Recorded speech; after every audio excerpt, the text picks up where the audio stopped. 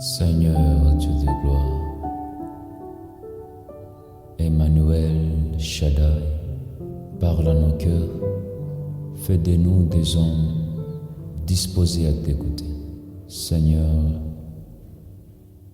je ne suis qu'un homme, utilise-moi comme un instrument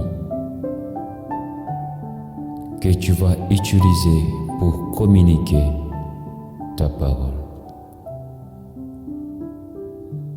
Parle-moi de ce que je dois dire à ton peuple. Enseigne-moi de ce que je dois leur dire. Révèle-moi ta parole. Adonai. Amen. Je suis brutalement dans la joie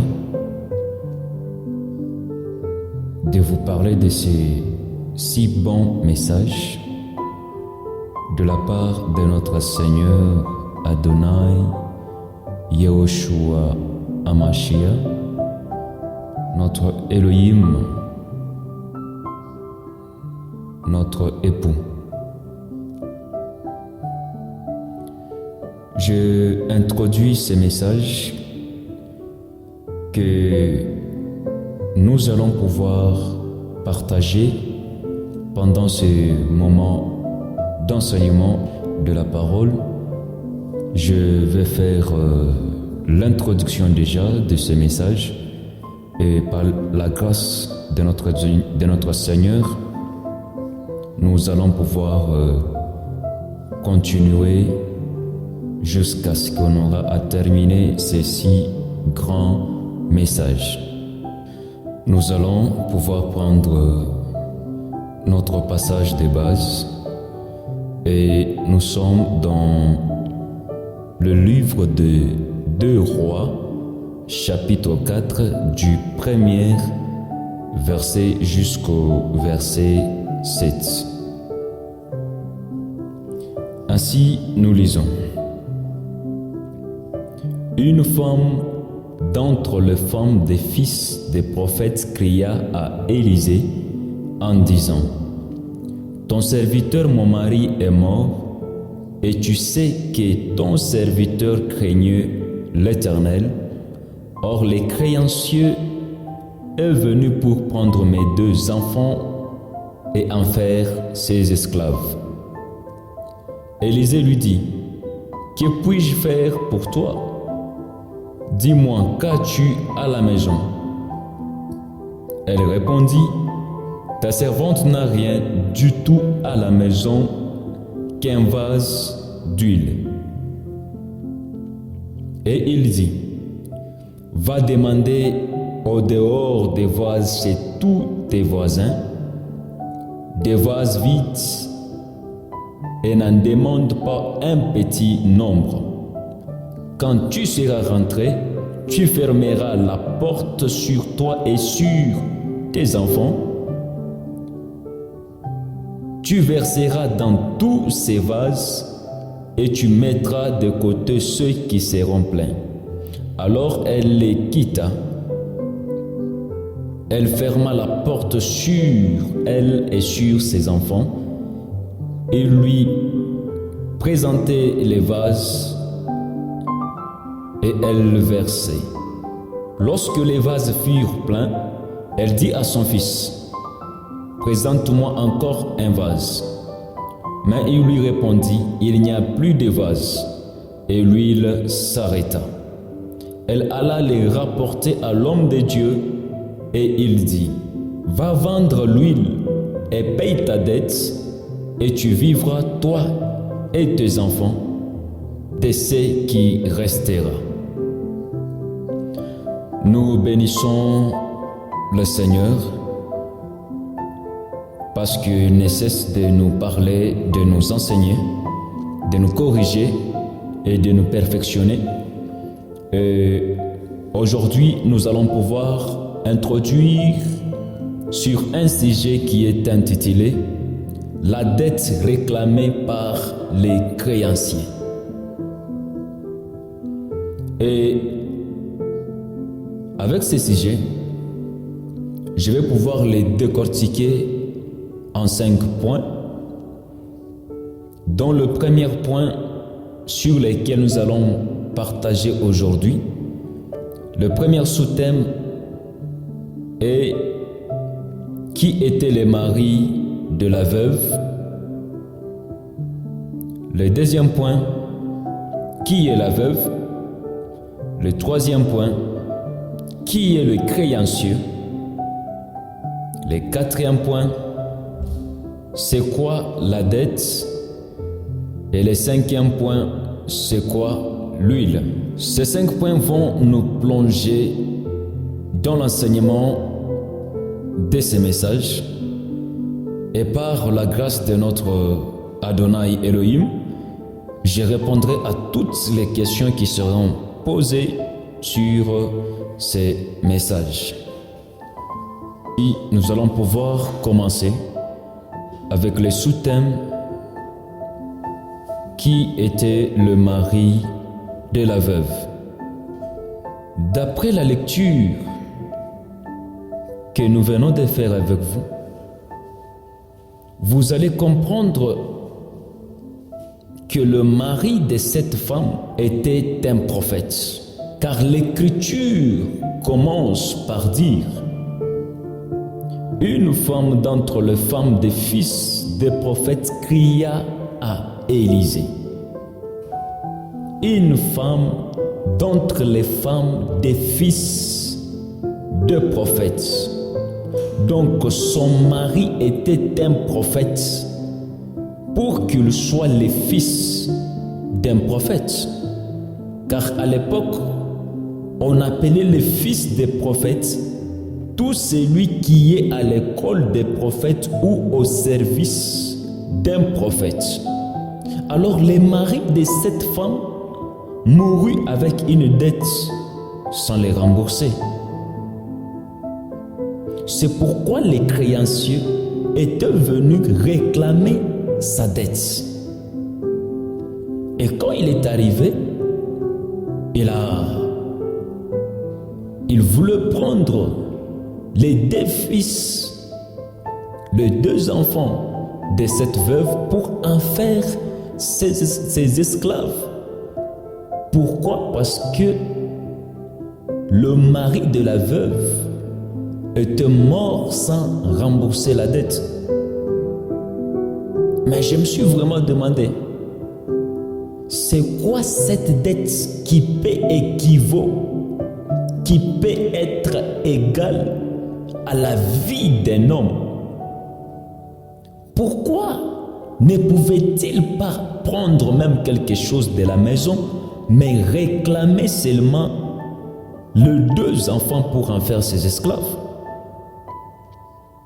Quelle est cette dette qui peut être payée, remboursée que par la vie de ces 2 enfants? Alléluia. D'abord, qui est-ce qu'on appelle un mari? Un mari, c'est celui qui domine. Car Dieu dit dans Genèse chapitre 1, le verset 26, « Faisons l'homme à notre image, selon notre ressemblance, et qu'il domine sur, il commence à citer, 1.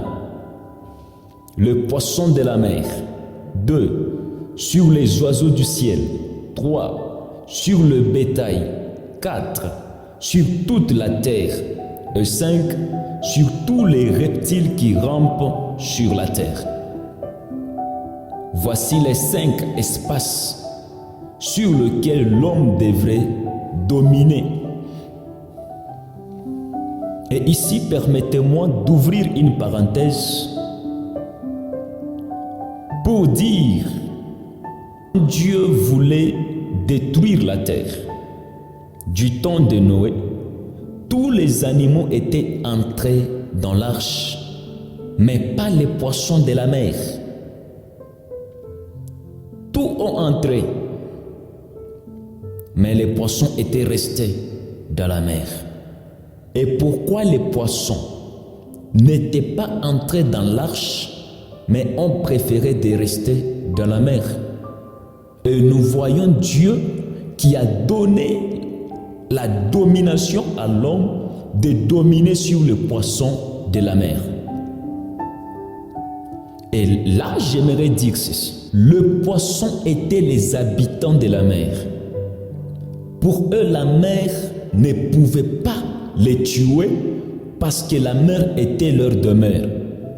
Et comme la mer, c'était là leur demeure, ils ne pouvaient pas avoir peur lorsqu'ils verront beaucoup des eaux. Parce que pour eux, lorsqu'ils verront beaucoup des eaux, cela ne serait qu'une nouvelle dimension qui va s'ajouter sur les eaux afin de bien nager. Et c'est ainsi que le véritable poisson de la mer, c'est toi et c'est moi. Et l'eau dont il est question, c'est la parole. Lorsque nous vivons, nous demeurons dans la parole, nous n'aurons pas peur de la dimension ou de la nouvelle dimension que Dieu va nous ajouter.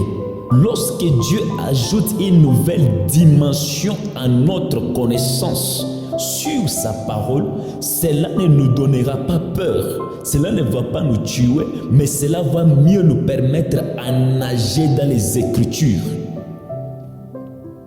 Parce que les Écritures est comme un fleuve dans lequel on nage. On peut monter, c'est-à-dire on peut nager dans le langage prophétique. On peut descendre, ce qui veut dire on peut nager dans le langage révélatoire. On peut aller de côté, ce qui veut dire qu'on peut nager dans la connaissance ainsi que dans la doctrine.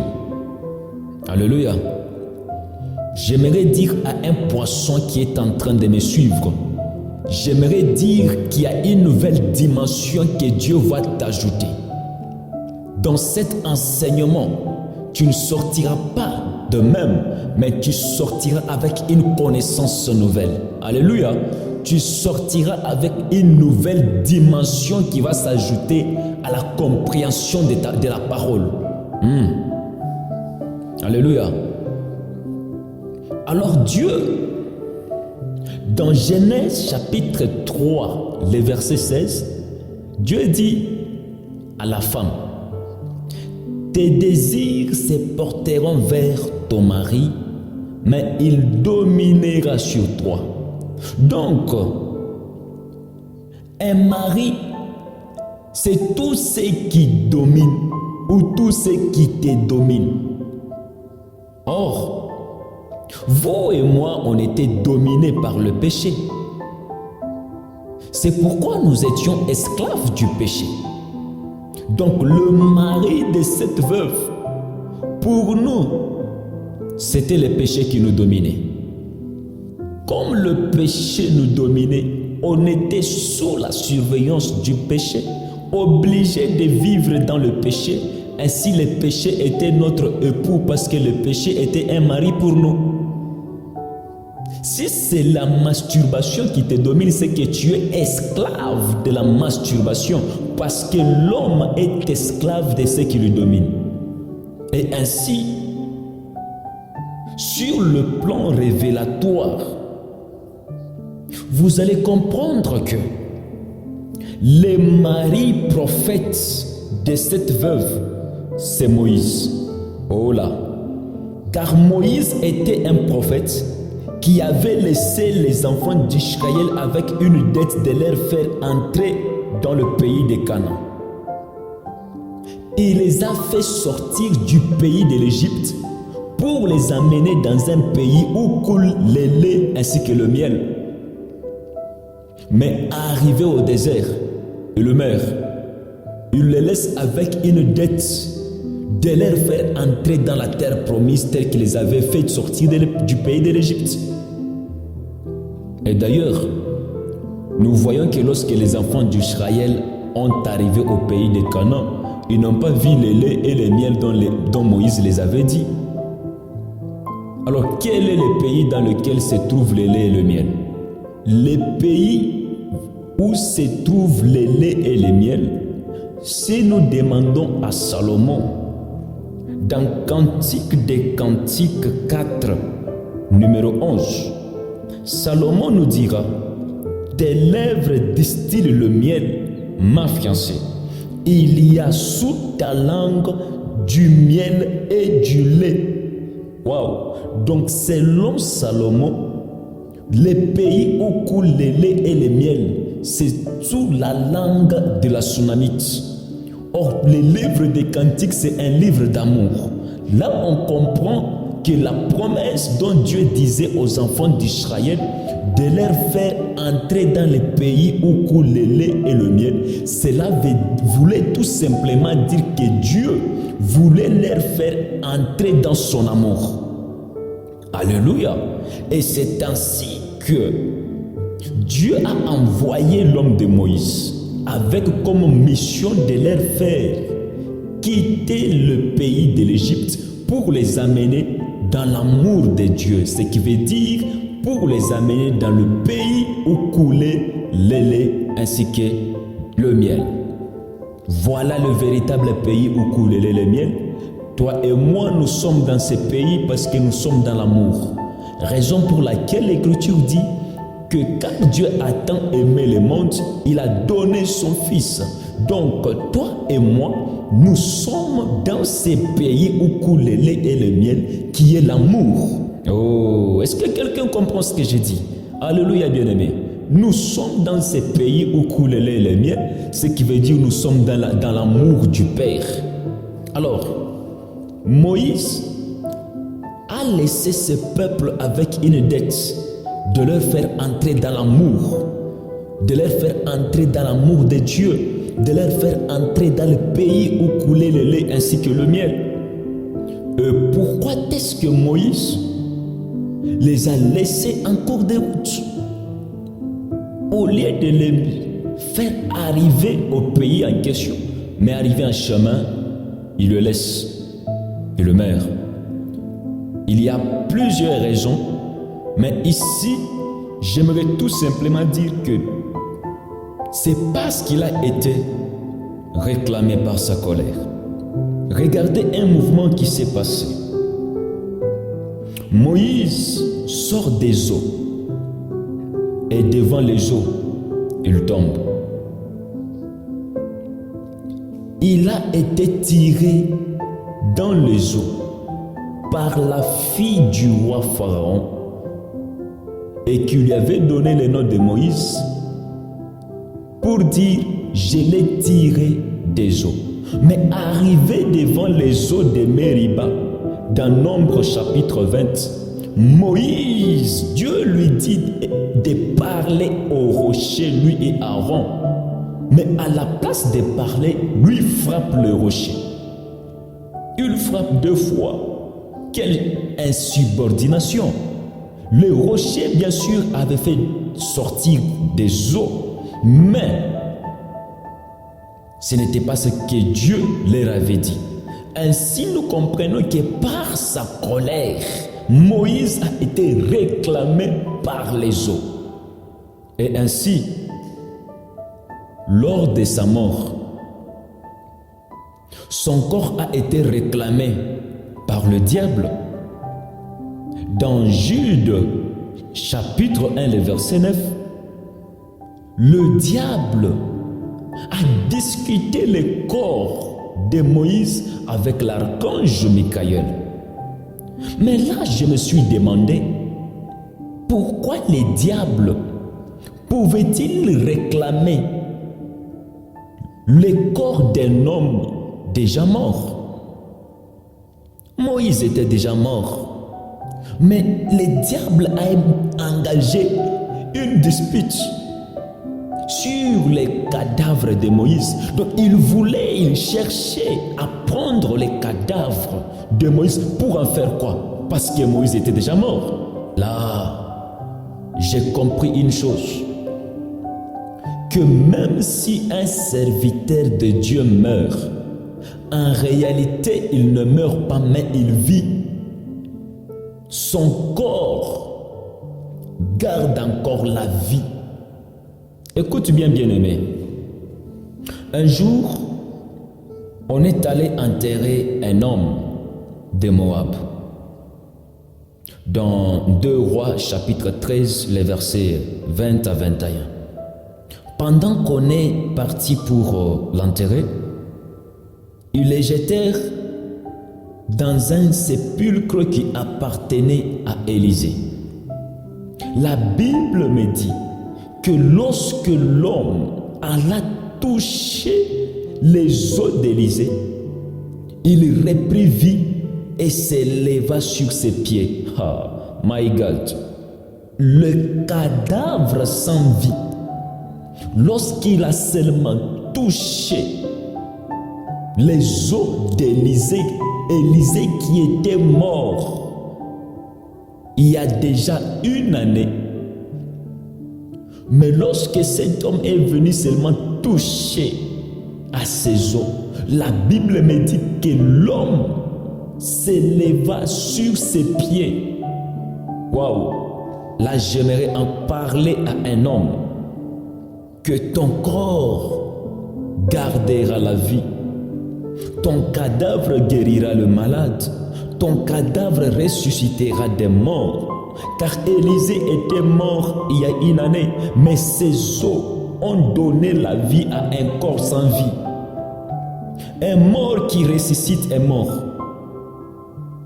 C'est possible. J'ai dit que c'est possible. C'est possible. Alléluia. Voilà qui était le mari de la veuve, sur le plan révélatoire et sur le plan de la connaissance. Donc, tout ce qui te domine actuellement est un mari pour toi. Tout péché qui te domine actuellement est un mari pour toi. J'aimerais parler à un homme.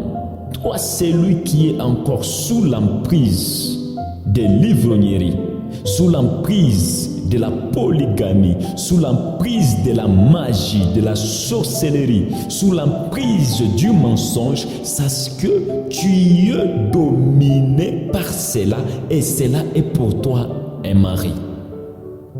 La femme samaritaine, elle avait 5 maris. Jésus lui dit, même le 6e que tu as n'est pas ton mari. Cette femme n'avait pas compris que la personne de Jésus était venue dans sa vie comme le 7e mari. Le 7e mari qui devrait l'amener la perfection. Et ainsi, quand elle a compris qui était réellement la personne de Jésus, cette femme est allée annoncer l'évangile dans les villages. J'aimerais dire à une personne qui a un mari qui a quitté le ciel et qui est venu pour toi, afin que tu ne restes pas veuve. Un veuve ne sera pas enlevé. Ah oui, je l'ai dit. Il y a un veuve, il y a une femme stérile, ne peuvent pas être enlevés. Un célibataire ne sera pas enlevé. J'ai choqué quelqu'un? Non, c'est ça, c'est la vérité. Si tu es veuve, tu ne seras pas enlevé. Ne peut être enlevé, ce n'est qu'un marié. Si tu es célibataire ou célibatrice, tu ne seras pas enlevé parce que tu dois te marier avec Christ pour être enlevé. Quelqu'un me comprend maintenant? Si tu es une femme blanche, une femme albinos, tu ne seras pas enlevé. Tu dois être une femme noircie par le soleil, brûlée par l'automne, afin d'être enlevée. C'est pourquoi la Sunamite a dit, c'est le soleil qui m'a brûlé. Le soleil qui l'a brûlé, c'est Dieu. Parce que Elohim est le véritable soleil qui marche pendant 12 heures. Et quand il arrive à 12 heures, il doit se coucher. Alléluia. Nous devons nous marier avec Christ pour enlever. Christ ne viendra pas enlever les célibataires, c'est-à-dire ceux qui ne sont pas mariés à lui. Il ne viendra pas enlever, Elohim ne viendra pas enlever le veuve, c'est-à-dire ceux qui n'ont pas pour époux Christ, mais il viendra enlever ceux qui sont sa femme légitime. Ainsi, l'Église doit se marier à Christ afin d'être enlevée. Alléluia. Nous avons un véritable mari qui est notre Seigneur Adonai Yahushua Hamashiach. Et nous ne sommes pas veuves. Nous étions veuves. Nous ne sommes pas veuves. C'est pourquoi Élisée, sur le plan révélatoire, Élisée était comme le mari de cette femme qui devrait payer sa dette. Oh, est-ce que quelqu'un comprend ce que j'ai dit? Élisée était venu dans la vie de cette veuve comme le mari qui devrait payer sa dette. Raison pour laquelle la femme devrait aller à Élisée. C'est toi le mari qui dois payer ma dette. Et Élisée lui a dit ce qu'elle devrait faire afin de payer la dette. Ainsi j'ai dit à une personne qui a un mari qui a quitté le ciel afin que nous ne restons pas de veuves, mais que nous soyons mariés. C'est ainsi que Élie, les prophètes, les Tishbites, étaient partis vers la veuve de Sarepta. Cette femme était veuve qui avait une petite nourriture qui ne suffisait que pour elle et pour son enfant de manger et de mourir. Mais Élie devrait venir comme le mari de cette veuve qui doit la nourrir. Alléluia. Sur le plan révélatoire, Élie était le mari de la veuve de Sarepta qui devait nourrir cette veuve. C'est pourquoi lorsque la veuve de Sarepta a donné sa nourriture à Élie, la nourriture n'a point manqué dans la maison de cette femme. J'aimerais dire à une femme que tu ne manqueras pas de la nourriture parce qu'il y a un époux au ciel qui est venu en sachant que sans nourriture tu ne vivras pas, et il est venu pour te donner la nourriture afin de vivre, toi et tes enfants. Qui t'a dit que tu es veuve? Tu n'es pas veuve en Christ. Tu n'es pas célibataire en Christ. Tu n'es pas blanche en Christ. Mais en Christ, nous ne sommes ni grecs ni juifs. En Christ, nous sommes tous issus de la race royale. Nous sommes tous mariés. Nous sommes tous fils d'un même père. Nous sommes tous épouses d'un seul époux. Et nous sommes tous appelés à nous soumettre à sa parole. Je parlerai. C'était quoi la dette? Or, quand nous parlons d'une veuve, un veuve, c'est un corps sans tête. Parce que la tête, c'est le mari, c'est l'époux. Et le corps, c'est l'église. Mais si la tête n'est pas à sa place, c'est que le corps reste veuve. Là, nous comprenons que l'église sans tête est veuve. L'église sans Christ, directement nous sommes veuves. Alléluia. Notre mari, le péché, quand il est mort, nous sommes restés veuves. On ne devrait non seulement rester veuves, c'est pourquoi Christ est venu nous prendre, lui, les maris de veuves, afin que nous lui appartenons. Alléluia. Nous sommes cette veuve que Christ est venu épouser. Que le Seigneur bénisse sa parole. Soyez bénis, peuple de Dieu. C'était votre serviteur, le docteur missionnaire Seth Moukadi, l'esclave du peuple qui vous aime.